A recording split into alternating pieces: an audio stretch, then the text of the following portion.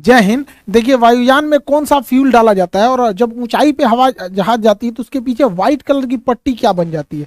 तो देखिए, हवाई जहाज में जितना भी फ्यूल भरा जाता है वो इसके विंग्स में रखा जाता है, क्योंकि इसका विंग्स खोखला होता है और वो उसके लिए फ्यूल टैंक का काम करता है। छोटे एयरपोर्ट पर हवाई जहाज में फ्यूल भरने के लिए इस तरह से एविएशन फ्यूल के टैंकर घूमते हैं। लेकिन बड़ा एयरपोर्ट होता है, जैसे दिल्ली मुंबई हो गया, ऐसे बड़े एयरपोर्ट पर जो जहाँ जहाजें खड़ी रहती है, रनवे के बाद जहाँ एप्रॉन में जहाजें या रैंप के बाद खड़ी रहती हैं, तो जहाज की जमीन के नीचे से ही टैंक की सप्लाई रहती है। यहाँ से पाइप जोड़ दिया जाता है। ये बस जो है, इसके अंदर कोई भी फ्यूल नहीं है।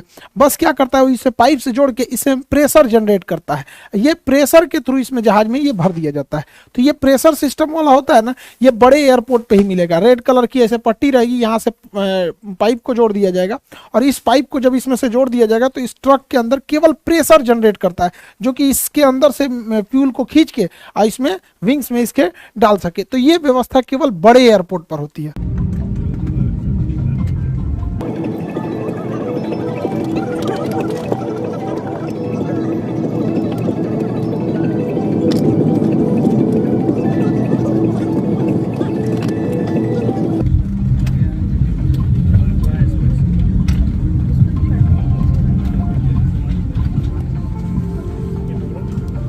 जहाज में जो फ्यूल डाला जाता है वो इसके विंग्स में होता है, आउटर, इनर, सेंटर, फिर इनर और आउटर विंग्स में ही भरा जाता है।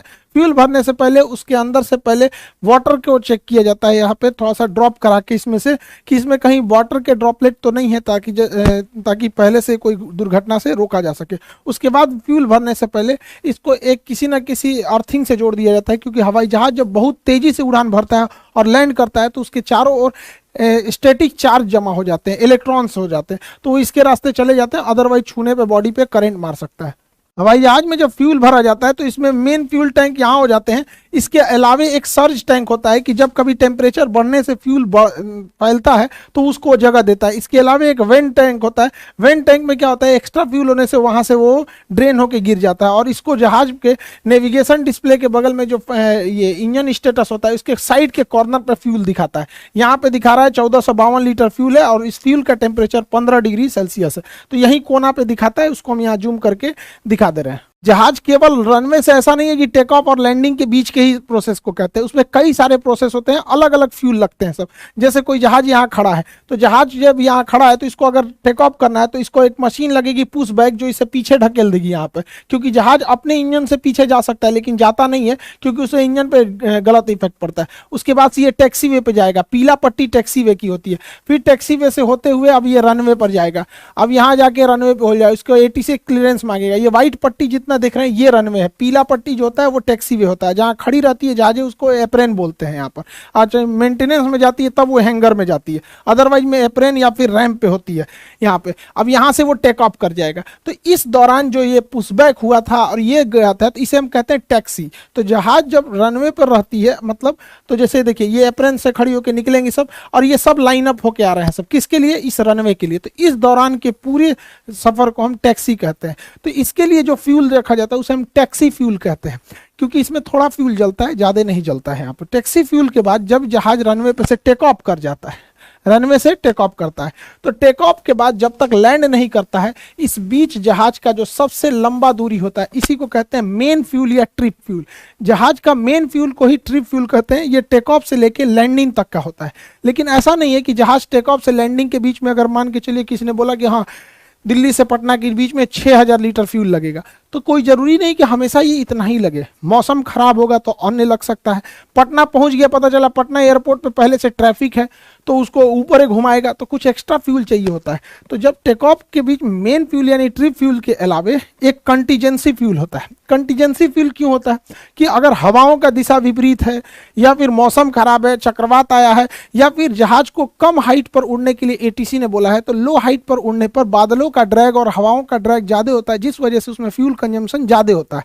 तो ट्रिप फ्यूल के अलावे कुछ एक्स्ट्रा फ्यूल भी डाल दिया जाता है कंटीजेंसी फ्यूल के नाम पे, कि भैया मौसम खराब होगा, रास्ते में ले जाओ एक्स्ट्रा इसको। स्ट्रिप फ्यूल के अलावे भी इसमें एक एडिशनल फ्यूल डाला जाता है, मतलब कुछ और भी फ्यूल एक्स्ट्रा भर दिया जाता है, ये कह के कि लो इसको एडिशनल रखते जाओ, क्योंकि मान के चलिए फ्यूल अगर जहाज आ गया पटना एयरपोर्ट पे, यहाँ जगह नहीं है तो उसको ऊपर ही ऊपर घुमाएगा, उसे कहता है होल्डिंग, होल्डिंग पे रखेगा कि भैया अभी तुम घूमते रहो, अभी खाली नहीं है। उसके बाद जब खाली होगा रनवे तब कहेगा उतरो। तो कभी कभी क्या होता है, उतरने के दौरान अचानक पायलट को लगता है कि नहीं नहीं यह गड़बड़ हो गया, थोड़ा मेरा हाइट तो ज्यादा ही रह गया, हम एक काम करते हैं अगली बार आते हैं, तो उसे कहते हैं गो अराउंड। उतरते उतरते रहेगा फिर वापस घूम जाएगा, तो उसे कहेंगे गो अराउंड। उसमें भी फ्यूल एक्स्ट्रा लगता है तो कुछ एक्स्ट्रा फ्यूल दिया जाता है। कभी कभी क्या होता है, जहाज रनवे पर टच डाउन करा देता है, उतार देता है, लेकिन उसको लगता है कि भैया हमने कुछ ज्यादा ही दूर उतार दिया, रुकने से पहले ये लड़ जाएगी, एक काम करो वापस उड़ा देते हैं, तो उसे कहते हैं मिस अप्रोच। ऊपरे ऊपरे लेके चल गया गो अराउंड, इसे मिस अप्रोच। तो इसमें भी फ्यूल लगती है, तो कुछ एक्स्ट्रा फ्यूल और भर दिया जाता है उसमें,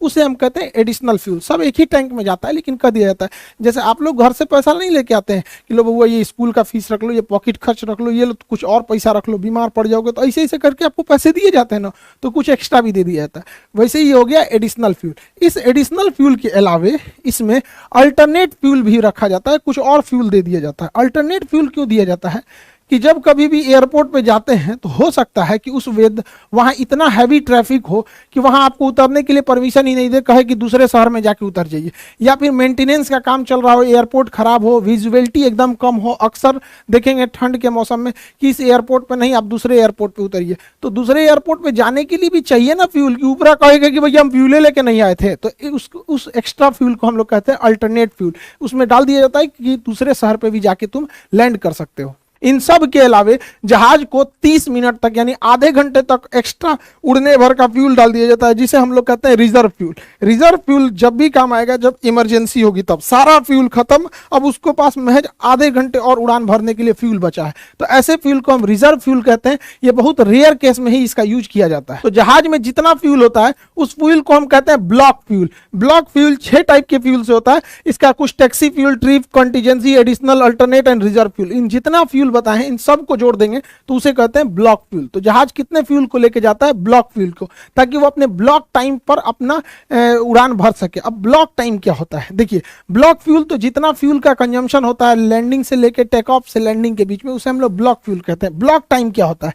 जहाज की हर एक स्टेप जितना वो समय बिताया रहता है उसे हम ब्लॉक टाइम कहते हैं। जैसे जहाज अपने रनवे पे यहाँ खड़ा रहेगा, तो खड़ा रहेगा तो उसे पहले एक टैक्स पुश बैक किया जाएगा, तो उसमें किस फ्यूल जाएगा, उसे पीछे ढकेल दिया जाएगा ताकि अब वो सीधे जा सके। इसके बाद ये टैक्सी वे पे जाएगा, तो फिर टैक्सी आउट, टैक्सी वाला फेज आ गया। उसके बाद ये टेक ऑफ करेगा तो टेक ऑफ फेज हो गया। उसके बाद क्लाइम करेगा और ऊपर जाएगा। क्लाइम के बाद आता अगला स्टेप आता है क्रूज। अब ये सीधा उड़ता है। क्रूज में ही सबसे ज्यादा टाइम होता है। जहाज सबसे ज्यादा समय अपने क्रूजिंग टाइम देता है। यहाँ जहाज में कोई दिक्कत नहीं आती है, टर्बुलेंस भी बहुत कम देखने को मिलता है। इसी समय सारे एयर होस्टेस खाना वगैरह परोसती हैं, इसी में सबसे ज्यादा समय बिताया जाता है।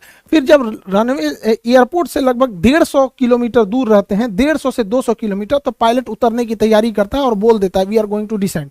अब उसके बाद क्या नंबर आता है? 6वां नंबर डिसेंट का। अब धीरे धीरे पायलट नीचे उतरता है। डिसेंट के बाद एयरपोर्ट के पास वो होल्डिंग आ जाता है। होल्डिंग मतलब वो चक्कर लगाता है कि अब कौन से डायरेक्शन से उतरना है। उसके बाद जैसे उसे क्लियरेंस हो जाता है वो अप्रोच करता है। अप्रोच मतलब एकदम लाइन अप हो जाता है रनवे के सीध में कि अब उसे उतर जाना है। और उसके बाद वो क्या कर देता है? लैंडिंग यानी टच डाउन कर देता है। टच डाउन करने के बाद अब उसको जहां जिस गेट पे बोला जाता है लगाने के लिए, उसे टैक्सी इन करके उसे अपने तयशुदा गेट के हिसाब से लगा देता है। यानी ये 10 स्टेप में टोटल जहाज के फेज में बांटा गया है। इन 10 स्टेप को जब हम मिला देते हैं तो उसे हम कहते हैं ब्लॉक टाइम। तो हवाई जहाज जैसे इंजन स्टार्ट होता है तो टोटल 10 फेज में जाता है ब्लॉक टाइम, और इसमें जितने फ्यूल लगते हैं उसे हम लोग ब्लॉक फ्यूल कहते हैं। तो ब्लॉक फ्यूल में ये 6 फ्यूल आएंगे और ब्लॉक टाइम में ये 10 स्टेजेज आएंगे। हवाई जहाज की 10 स्टेज, इसी स्टेज में पूरी हवाई यात्रा कंप्लीट होती है। फ्यूल डंपिंग या जेटिसन क्या होता है? टेक्निकल भाषा इसे जेटिसन कहते हैं, या इसे ऐसे नॉर्मल भाषा में फ्यूल डंपिंग कहते हैं। देखिए, जो फ्यूल होता है वो विंग्स में होता है, और विंग्स में फ्यूल के वजह से विंग्स काफी भारी हो जाते हैं। जहाज के विंग्स काफी भारी हो जाते हैं, तो जहाज जब टेक ऑफ करता है तो उसकी स्पीड कम होती है और टेक ऑफ कर जाता है। लेकिन कभी कभी क्या होता है, टेक ऑफ के कुछ ही समय बाद टेक्निकल खराबी या किसी इमरजेंसी की वजह से जहाज को दोबारा लैंड कराना होता है।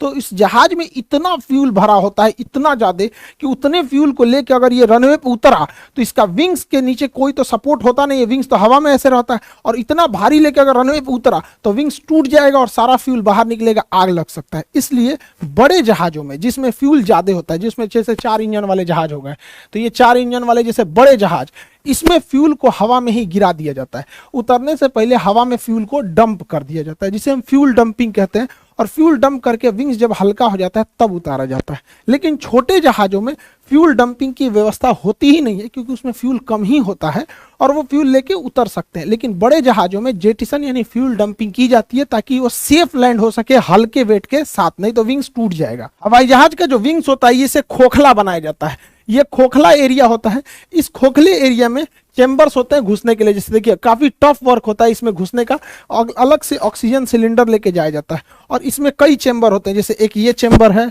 एक ये चेंबर है, ऐसे करके कई सारे इसमें चेंबर बटे होते हैं। जैसे देखिए एक चेंबर में ये आदमी घुसा हुआ है, तो ऐसे ऐसे कई चेंबर बने होते हैं विंग्स के ऊपर यहाँ पे, इसी में टोटल फ्यूल को रखा जाता है। ये इसके अंदर यहाँ पे, इसमें जंग ना लग जाए इसलिए फ्यूल के अंदर ही ऐसे केमिकल मिला दिए जाते हैं कि इसके अंदर किसी भी तरह का जंग न लग सके। फ्यूल को विंग्स में ही भरा जाता है, क्योंकि विंग्स खोखला जगह होता है, उसका यूज किया जा सकता है। दूसरा एक और रीजन होता है फ्यूल को विंग्स में भरने की, क्योंकि जब कभी भी अगर आग लगेगी तो पैसेंजर जो होते हैं, ये बीच वाले हिस्से को फ्यूजलार्ज बोलते हैं, तो पैसेंजर जो बैठे होते हैं वो फ्यूजलार्ज में होते हैं। तो विंग्स में फ्यूल रखने से आग की लपट जो होती है वो पैसेंजर से दूर रहेगी, पहला रीजन। दूसरा रीजन होता है फायर से बचना, पहला हो गया। दूसरा बैलेंस बनाना, जहाज के बीचों बीच में सामान रखा होता है, पैसेंजर रहते हैं, पायलट, एयर होस्टेस, सारा वजन बीच में, तो साइड में भी कोई वजन होना चाहिए कि नहीं होना चाहिए, सारा वजन बीच में आ जाएगा तो डिसबैलेंस हो जाएगा। तो एक वेट बैलेंस करने के लिए भी फ्यूल को हम लोग विंग्स में रखते थे। तीसरा क्या होता है, प्रेशर को बैलेंस करने में, फ्यूजलार्ज में ही पूरे आदमी सारा सामान वगैरह रखा होता है, जिस वजह से इस पर प्रेशर ज्यादा लगता है, और अगर फ्यूल खोखला रहेगा तो फ्यूल ऐसे मुड़ जाएगा, हवा में ऐसे फ्यूल मुड़ जाएगा।